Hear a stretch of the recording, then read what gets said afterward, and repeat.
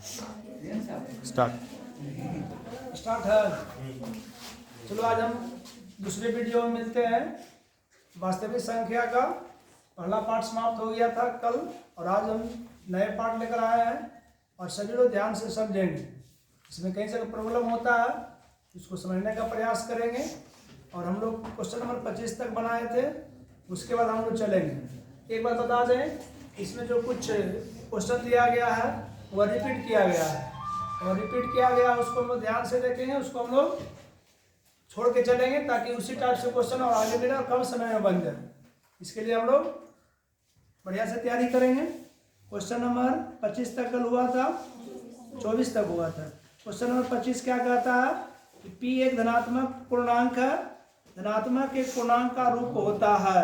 हमने कल बताया था जब भी धनात्मक पूर्णांक रहेगा तो ABCD के साथ कोई अंक रहेगा। क्या रहेगा? ABCD कोई अंक रहता है।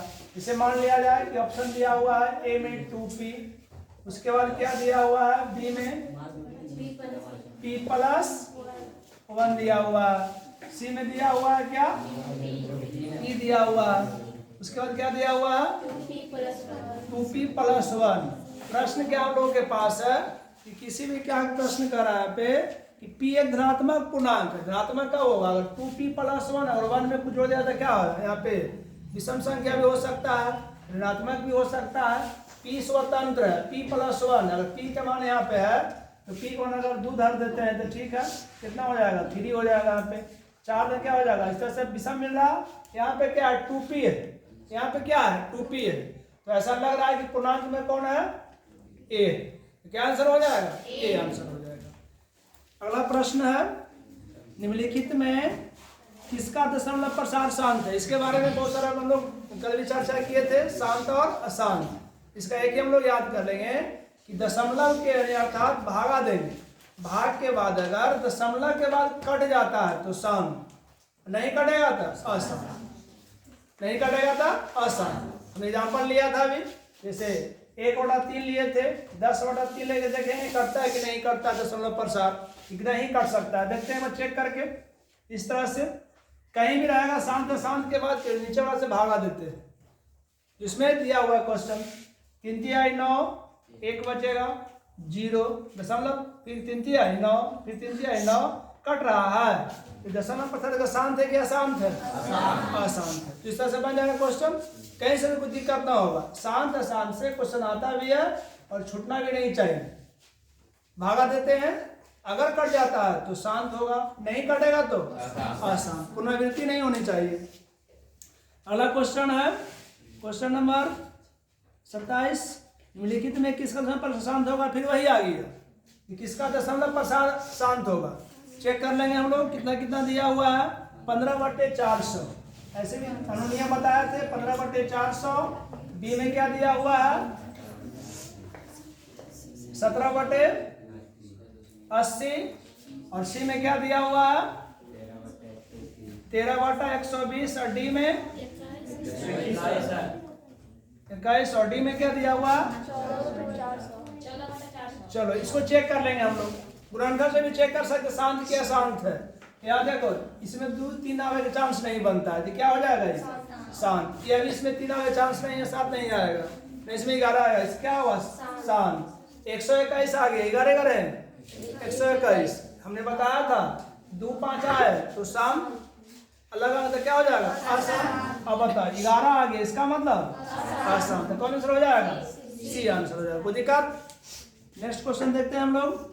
144 के बाद गुणनखंड में 2 घात, कई बार क्वेश्चन रिपीट हो रहा है। जब भी कहे 2 के घात 3 के घात तक क्या करेंगे? गुणनखंड करेंगे, वहां से आंसर हम लोगों को मिल जाएगा। अगला क्वेश्चन है क्वेश्चन नंबर 28 है π/3। हमने क्या बताया था π/3 पर में है क्या पर में, इस तरह से प्रश्न आता है। π/3 है, हम लोग कल चर्चा किए थे ना पाई के बारे में कि पाई खुद क्या अपर में, इसका मान के साथ क्या पर में, लेकिन π/3। अब बताओ पर में क्या पर में क्या होगा? क्या संख्या अपर में, क्या है अपर में। इस तरह से आएगा परीक्षा में, कोई दिक्कत? अगला क्वेश्चन 45 और 60 का मसा। एक बार मसा बढ़िया से सीख लेंगे आज हम लोग, दोबारा सीख रहे हैं, दोबारा सीखेंगे जब भी समय मिलता है इस वीडियो के माध्यम से मसा दशा सीख सकते हो। क्वेश्चन नंबर 30 है 45 और 50 60 का मसा निकालना है। हमारा ट्रिक सीख लो, मसा निकाले कभी नहीं भुलाओगे। कैसे निकालोगे मसा? हम लोग बचपन में निकाल, छठा सतवां में क्या भाग विधि से निकाले थे। इसमें किसे निकालेंगे? गुणनखंड विधि से। कैसे निकालेंगे? गुणनखंड विधि से। 45 का फैक्टर करेंगे, 50 3 से 35 3 गुने 3 गुने 5 यानी 3 के पावर 2 गुना 5। कोई दिक्कत? नेक्स्ट क्या दिया हुआ है? 2 से 30, फिर 2 से 15, फिर 3 से 5, 2 के पावर 2 गुने 3 गुने 5। HCF के क्या हम लेते हैं? सबसे पहली बात क्या है कि दोनों में शामिल हो या उभयनिष्ठ को कहा जाता है। कोई ऐसा अंक है कि दोनों में शामिल है शामिल? कौन शामिल है? 3 शामिल है। उसके बाद 5 शामिल है। कम घात और ज्यादा घात वाला लेते हैं? कम घात वाला। कम घात में कौन है? 3 है। यहाँ पे 5 5 है करके वाले क्या लेंगे? 3 गुने के 5 15 ऐसे हो जाएगा। ऑप्शन मिलता है कौन सा ऑप्शन में है? डी में हो जाएगा आंसर। कोई दिक्कत? इस तरह से हम किसी भी अंक का HCF निकाल सकते हैं। कोई दिक्कत? अगला देखो प्रश्न संख्या 31। 2 लगातार सम संख्या का मसा होता है। 2 लगातार सम संख्या का दिया। हम लोग पढ़े थे विषम संख्या के बारे में, तो क्या होता है? मसा 1 होता है। लेकिन क्या कह दिया? 2 लगातार सम संख्या का मसा। एक हम ट्राई कर लेते हैं कैसे होता है। कुछ भी मान सकते हो, कुछ भी कह दिया। जैसे 2 और 4 है लगातार सम संख्या, 4 है 6 है 10 12 है ना, लगातार होना चाहिए। जैसे 10 12 के ले लेते हैं। 10 12 का क्या निकालना है? HCF। ठीक है। प्रश्न हम लोग के पास है कि 2 लगातार सम संख्याओं का मसा होता है। ये ना प्रश्न है। तो मान लिया कि यहाँ पर ले सकते 10 12 20 22 इस तरह से 100 से दूर सकते हैं।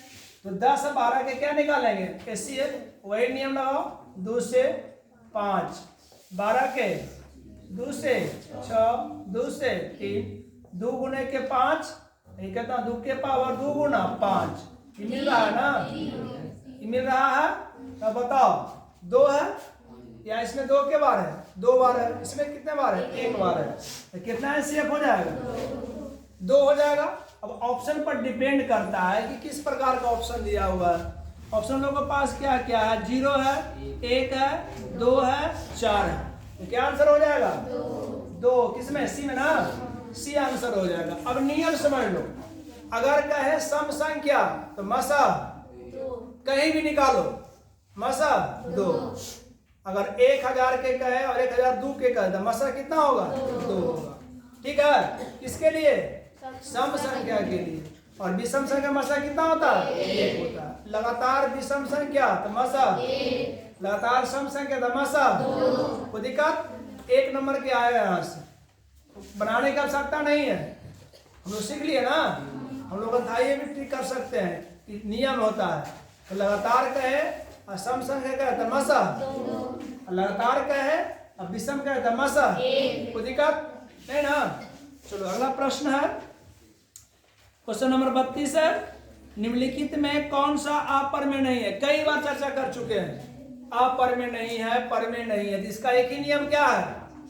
क्या नियम है? कि जिसका पूर्ण वर्गमूल होगा परे में, जिसका पूर्ण वर्गमूल नहीं होगा अपर में। कोई दिक्कत है ना? तो क्वेश्चन बन जाएगा। कैसे? कोई दिक्कत? चलो क्वेश्चन नंबर क्या है?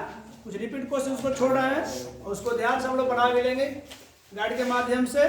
जब भी दिक्कत हो तो देखो वीडियो उसमें समझ में आ जाएगा। 2 संख्या गुणनफल दिया हुआ है 86 70 और इनका HCF। यह क्वेश्चन आएगा 2 अंक में भी आ सकता है। कल भी बताया था पिछले वीडियो में, आज भी इसको हम चर्चा कर लेते हैं क्योंकि आएगा परीक्षा में। देख लो क्या दिया हुआ? 2 संख्या गुणनफल दिया हुआ है। फॉर्मूला लिखे थे ना, याद करो फॉर्मूला क्या लिखवाए थे? 2 संख्याओं का गुणनफल शॉर्ट में कह सकते हैं A गुने B HCF गुने LCF। यही ना? चलो ए गुने बी संख्या, ए गुने बी क्या है संख्या, लेकिन इसका गुणनफल दे दिया हुआ है, जोड़ के गुना करें कितना है 86 70 है ना, 86 70 है। और क्या दिया हुआ है एचसीएफ 17 है, एचसीएफ कितना है, तो एलसीएम का मान निकालना है, तो आसानी से निकाल जाए गुना में, तब एलसीएम बराबर 86 70 बटे 17 भागा देंगे कितना आएगा, कितना भागा देंगे बताओ, 17 25 85 1 1 0 कितना आएगा एलसीएम 510। कौन ऑप्शन मिल रहा है, क्वेश्चन नंबर 32 ना है, बी में आंसर हो जाएगा। कोई दिक्कत, इस टाइप से आएगा, क्या है इस टाइप से परीक्षा में आता है, जो आगे पूछ सकता है ना, डाल देगा ऑब्जेक्टिव में बढ़ाने के लिए, बना करके वो ट्रिक करेंगे इसको, कौन ऑप्शन में मिलता है। अगला प्रश्न है 0.7 0.7 कल बताया थे रैकरिंग वाला, यह भी रैकरिंग जैसा ही है ना, 0.7 है। देखो परीक्षा में 0.3 पूछ सकता है, या 0.7 पूछ सकता है, या 0.127 पूछता है, दोनों पर रैकरिंग, या तीनों में से कोई ना कोई परीक्षा में वो आएगा। रैकरिंग हिसाब सिखाए थे कल, आज भी सिखाते हैं। हम लोगों के पास क्या है क्वेश्चन नंबर 30 में 33 ना है, कितना है 0.7 है, 0.7 कितना 0.7 है।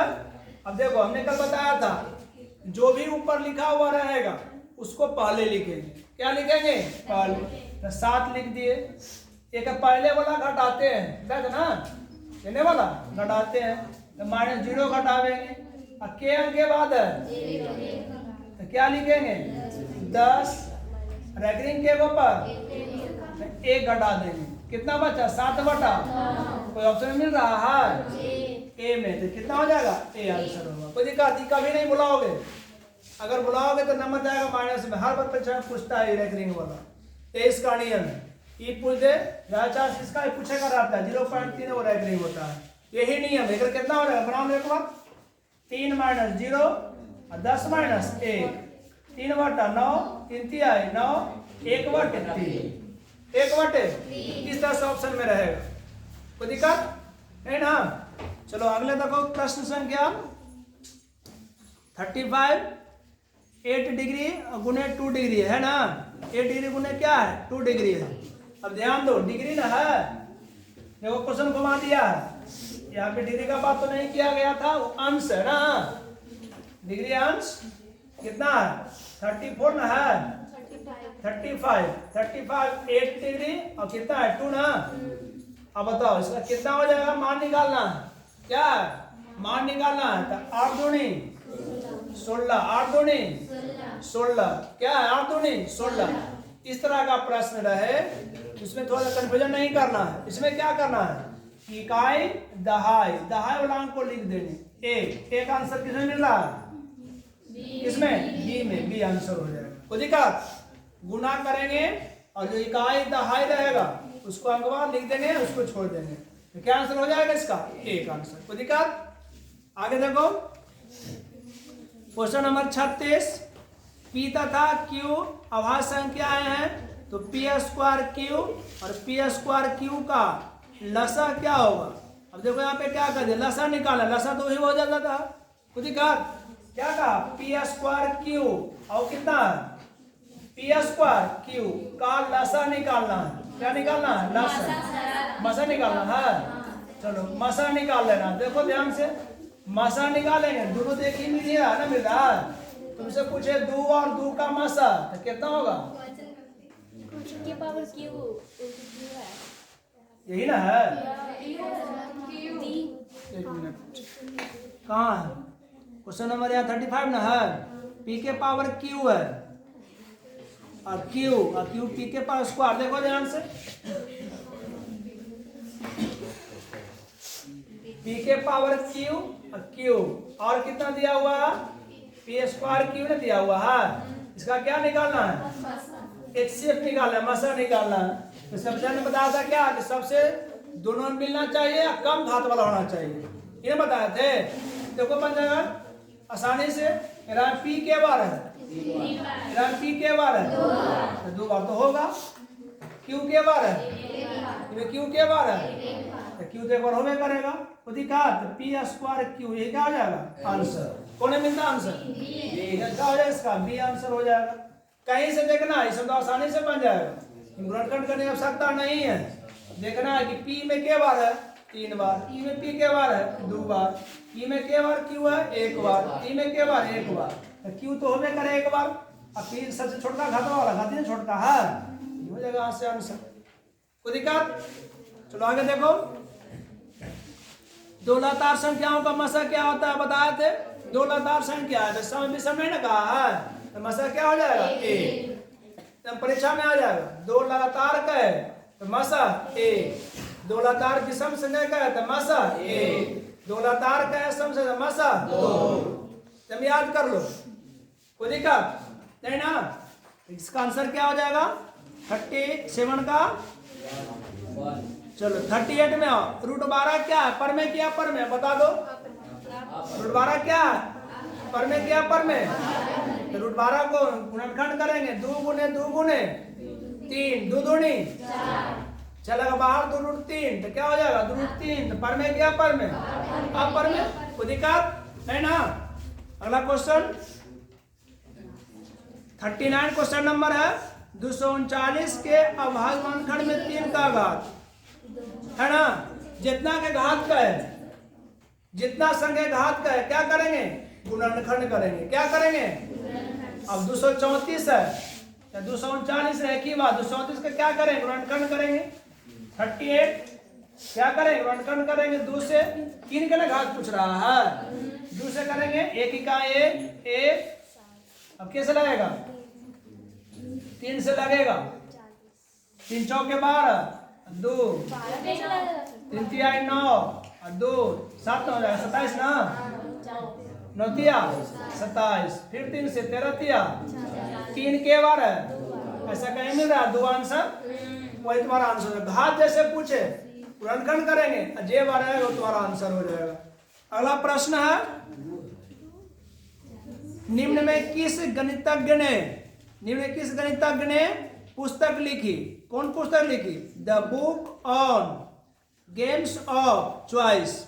कौन लिखा? देखो यहाँ पे गणितज्ञ का नाम पूछ रहा है। क्या पूछ रहा है? गणितज्ञ का नाम पूछ रहा है। कौन लिखा है? मैंने मैथमेटिशियन ऐसा कौन है जो कौन सा बुक लिखा? The book on games of choice. कौन लिखा है? तो क्या लिखा? जे कॉर्डन। कौन लिखा है? जे कॉर्डन है। जे कॉर्डन नाम क्या? मैथमेटिशियन है जिसने बुक लिखा है। तो देखा इसका आंसर क्या हो जाएगा? किसमें मिल रहा है? ए, तो ए आंसर हो जाएगा। रूट 3 बताओ क्या है? अपर में। कोई दिक्कत? अब हम समझते हैं कि पर में और अपर में कहीं से कोई दिक्कत है? दिक्कत बताओ, दिक्कत ना होना चाहिए, कहीं से दिक्कत नहीं होगा। उसके बाद 42 ए बराबर दिया हुआ है 2 के पावर 3, 3 गुने 5, बी का मान दिया हुआ है और इसका लसा दिया हुआ ए बी। मैं लसा क्या होगा निकालना है, तो लसा मसा के बारे में बताया ना है, लसा मसा के बारे में बता दिए। जो भी रहे दिया हुआ लसा तो सबके गुना करेंगे, लसा रहे सबके गुना करेंगे। ठीक है, क्या करेंगे? गुना करेंगे। क्वेश्चन एक बार देख लो क्या क्वेश्चन कहता है। क्वेश्चन कह रहा 43 2 के पावर 3 गुने 3 के पावर 5। ए बराबर दिया हुआ है 2 के पावर 3 गुने 3 गुने 5 और बी का मान कितना दिया हुआ है? 2 के पावर 4 गुने 5 के पावर 5 गुने 7। अब देखो रे, इससे क्या निकालना है? कुछ भी नहीं करना। क्या निकालना है? लसा निकालना है, एलसीएम निकालना है। एलसीएम निकाल लो, क्या हो जाएगा? एलसीएम में क्या बताया थे? एक रे ना निकालना है। 2 में क्या बार है? 3 बार है तो बढ़ा लेंगे। 2 के पावर 4, 3 में क्या बार है? एक बार है ना 3 ले लेंगे। 5 है, एक के बार 5 ले लेंगे, ले लेंगे 7। गुना करके आएगा जो तुम्हारा आंसर हो जाएगा। कोई दिक्कत नहीं ना?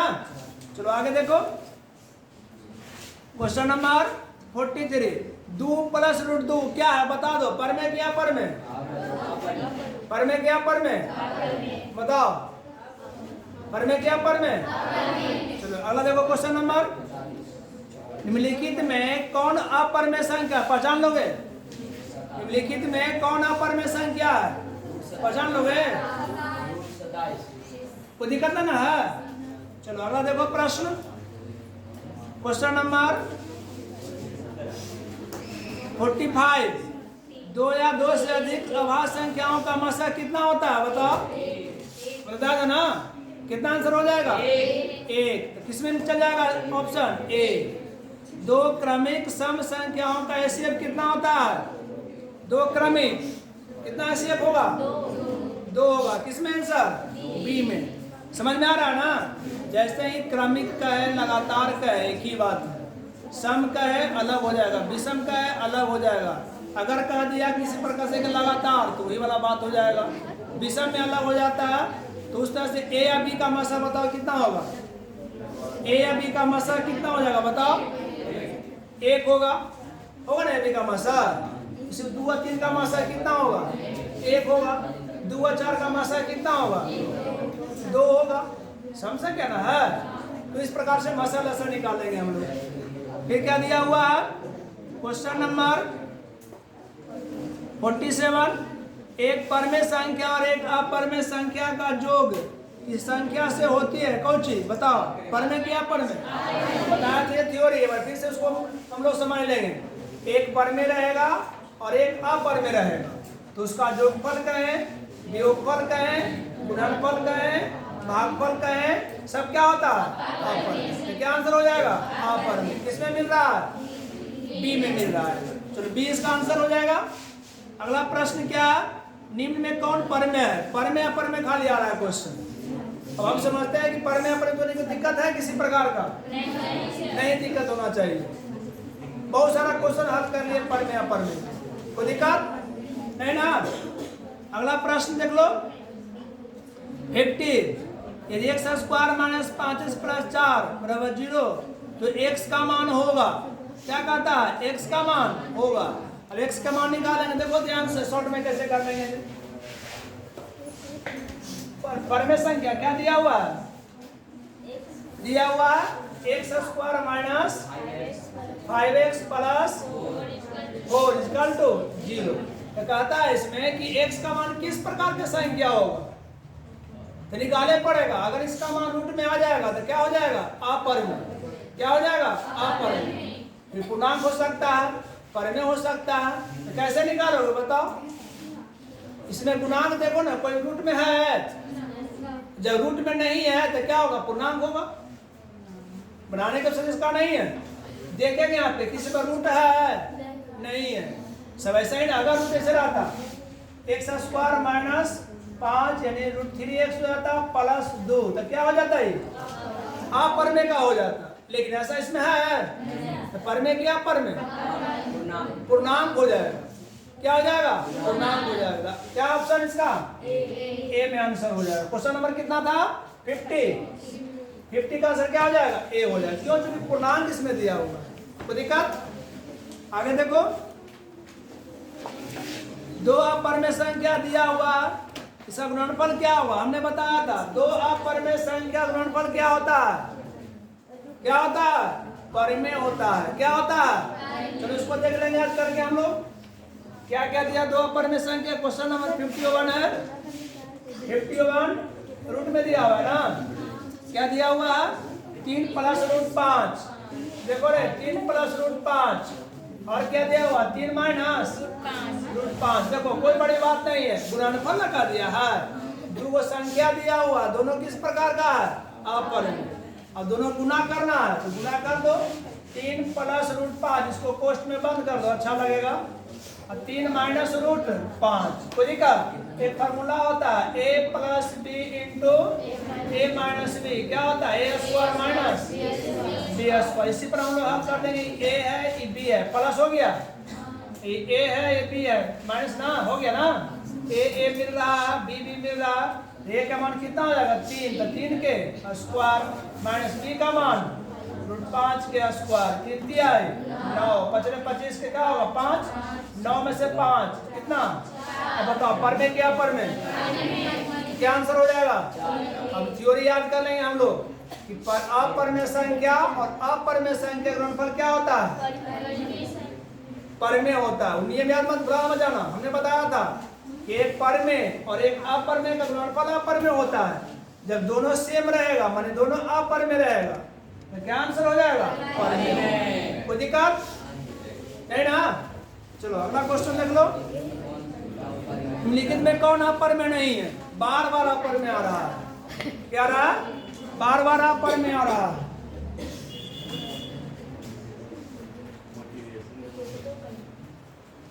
बार बार क्या अपरिमेय आ रहा है ना? अपरिमेय तो कोई दिक्कत है ना? है या अपरिमेय में दिक्कत है? अब मेरा समझ से लगता है कि दिक्कत ना होना चाहिए। कई बार अपरिमेय अपरिमेय क्या बता दिया गया है, बताया गया ना? है। चलो अगला क्वेश्चन देख लो। अब देखो आ गया पुनरावृत्ति। क्या आ गया है? पुनरावृत्ति आ रहा है। इसमें एक क्वेश्चन आ सकता है, पुनरावृत्ति से एक क्वेश्चन आता है। अब देखो पुनरावृत्ति के बारे में, पुनरावृत्ति कैसे होता है और पुनरावृत्ति क्या होता है? असंत आवर्ती होता है ना? जो पुनरावृत्ति क्या होता है? असंत आवर्ती होता है, मैंने कटता नहीं है पूरे पूरे कटे होना क्या बोलते हैं? अशांत आवर्ती बोलते हैं। ठीक है। इसमें प्रश्न क्या दिया हुआ है कि 1 2 1 1 1 1 पढ़ा है ना? 1 2 1 फिर क्या है? 1 2 1 1 3 गो ना? 2 गो। उसका फिर क्या है? यहाँ 1 होगा। 1 2 1 1 1 2 1 कैसे ना? 1 1 2 1 इस तरह से देखो पुनरावृत्ति चलेगा बढ़ते। 1 यहाँ 1 गो, यहाँ 2 गो, यहाँ फिर 3 गो, इस तरह बढ़ते बढ़ रहा है। अभी कटा नहीं है, पुनरावृत्ति हो रहा है। तो अगर नहीं काटे और बार बार एक ही अंक को रिपीट हो जाए तो इसका मतलब क्या कहेंगे हम लोग? अपरिमेय। क्या कहेंगे? अपरिमेय। तो क्या आंसर हो जाएगा? अपरिमेय हो जाएगा। क्या हो जाएगा? अपरिमेय। इसको अपरिमेय अशांत आवर्ती भी कह सकते हो ना? और करने वाला परिमेय संख्या शांत आवर्ती कहते हैं और अपरिमेय को अशांत आवर्ती भी कहते हैं। कोई दिक्कत नहीं ना? चलो अगला क्वेश्चन देख लो। दो परिमेय संख्याओं के बीच अधिकतम कितनी परिमेय संख्या हो सकती है? अब देखो दो परिमेय संख्या 9th क्लास में पढ़े थे। अगर तुमसे पूछे कोई दो परिमेय संख्या 5 और ले लिए 100, अब 100 के बीच में क्या है? क्या लेना है? परिमेय संख्या निकालना है।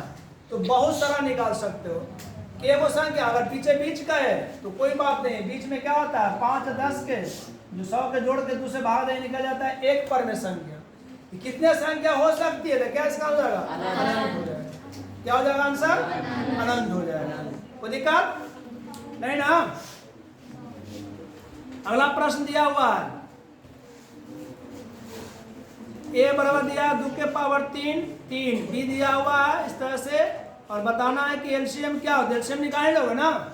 एलसीएम में क्या बताए थे हम लोग? जितना गुणनखंड कर रहेगा तो अच्छा बात है, अगर नहीं रहेगा तो क्या करेंगे हम लोग? गुणनखंड बना लेंगे। उसके बाद देखेंगे कितने कितने बार है तो क्या करेंगे हम लोग? बढ़िया से तैयारी कर लेंगे और बिना गुणा किए हुए नहीं बनेगा। जब तक गुणनखंड के बारे में नहीं कहा जाए तब गुणनखंड नहीं करेंगे। अगर कहें कितना बार गुणनखंड होगा तो गुणनखंड करने के बाद ही आएगा इसको। एलसीएम में क्या बताए हैं? सबसे बड़का घटवा ले लेंगे। एलसीएम में क्या बताए थे? छोटा घटवा लेते हैं। तो घात ले ही के बनना चाहिए, ऐसे बनने वाला नहीं है। कोई दिक्कत है नहीं ना? अब देखो अगर फिर क्वेश्चन आ गया ना रैंकिंग वाला। 0.49 को p/q के रूप में लिखा जा सकता है।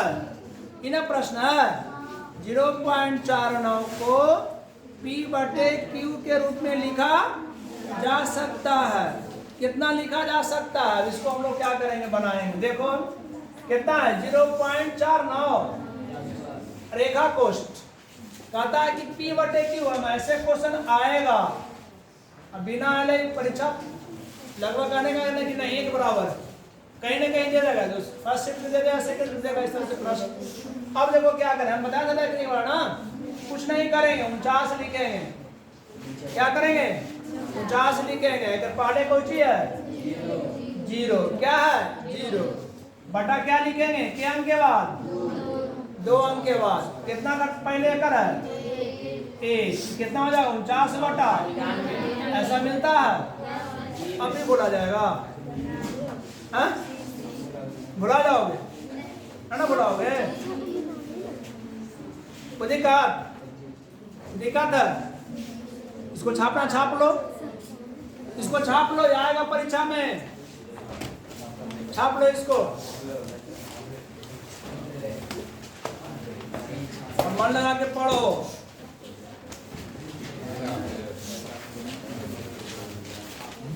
बिना पढ़े कोई पार नहीं होगा।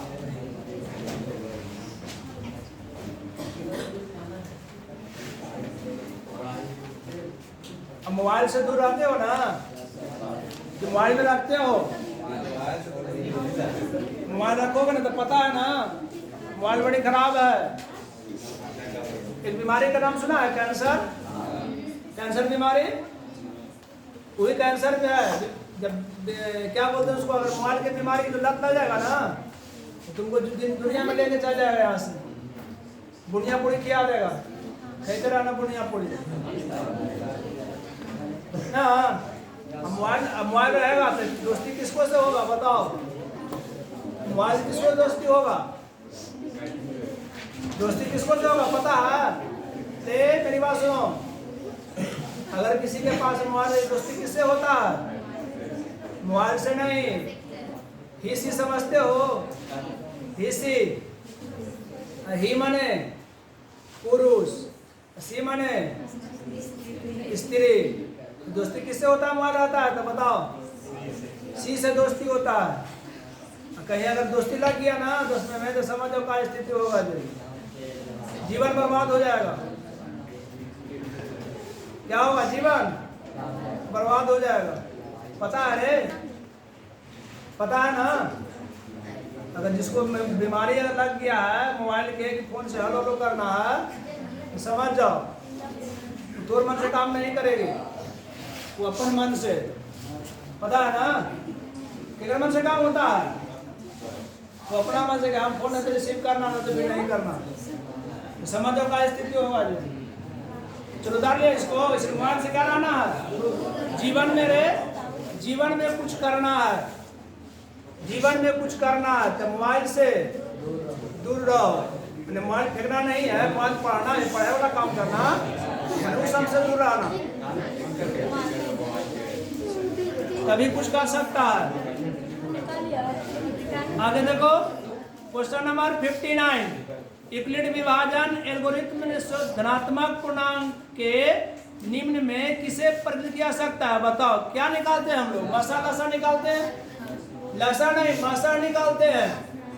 हमने बताया था 1.1 में यूक्लिड विभाजन का प्रयोग करके क्या निकाला जाता था मसा तो मसा कौन ऑप्शन में है बी में तो क्या आंसर हो जाएगा बी आंसर हो जाएगा यानी यूक्लिड विभाजन का प्रयोग करके हम लोग क्या निकालते हैं मसा निकालते हैं क्या निकालते हैं मसा निकालते हैं।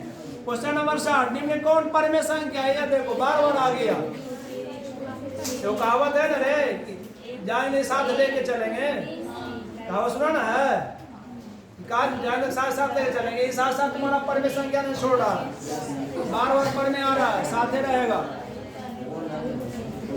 किसी p के लिए प्रत्येक सम पूर्णांक क्या होगा वही क्वेश्चन रिपीट किया हमने बताया था 2p वाला याद है वही है जिसका आंसर हो जाएगा 2p जैसे ही कहा दिया सम संख्या क्या आंसर हो जाएगा 2p कोई दिक्कत।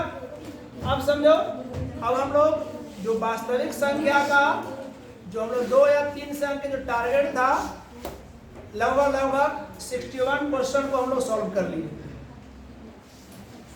यह वीडियो के माध्यम से बार बार इसको देखते रहना है अगर इसको बार बार देख लिया जाए और इसको कम से कम इतना अगर तैयारी कर लेते हो तो मेरा ख्याल है 2 से 3 अंक आ जाएगा 2 से 3 अंक तुम्हारा परीक्षा में आसानी से आएगा कभी कभी 5 अंक आ जाएगा ऑब्जेक्टिव में 2 या 3 अंक मात्र 61 क्वेश्चन को हम तैयारी करके प्राप्त कर सकते हैं।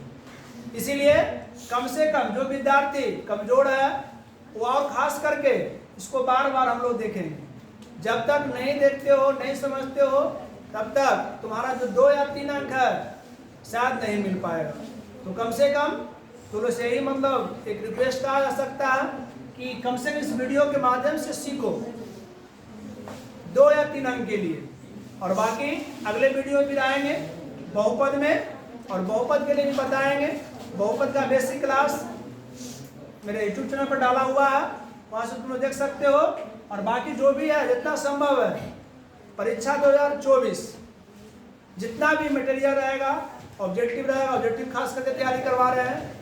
जो भी पेपर है साइंस का है, साइंस का जो भी विज्ञान है क्या होता है, इसको फिजिक्स है, केमिस्ट्री है, बायोलॉजी है, उसका अलग अलग पार्ट बना के डाला जाएगा वीडियो। इसीलिए इस चैनल को सब्सक्राइब करें और अच्छा लगे तो शेयर भी करें। और तुम्हारा शेयर हम लोग का वही में क्या मिलता है, अच्छा रहेगा। इसे कि जहाँ भी बच्चा रहे वहाँ तक बच्चों को पढ़ाई मिल सके। और हर प्रकार की सुविधा मेरे चैनल पर उपलब्ध है। और इसके लिए क्या कर सकते हो, सुहानी क्लासेस कहीं भी सर्च करो, दोस्तों के बताओ, सुहानी क्लासेस सर्च करो, मेरा क्लास मिल जाएगा। धन्यवाद।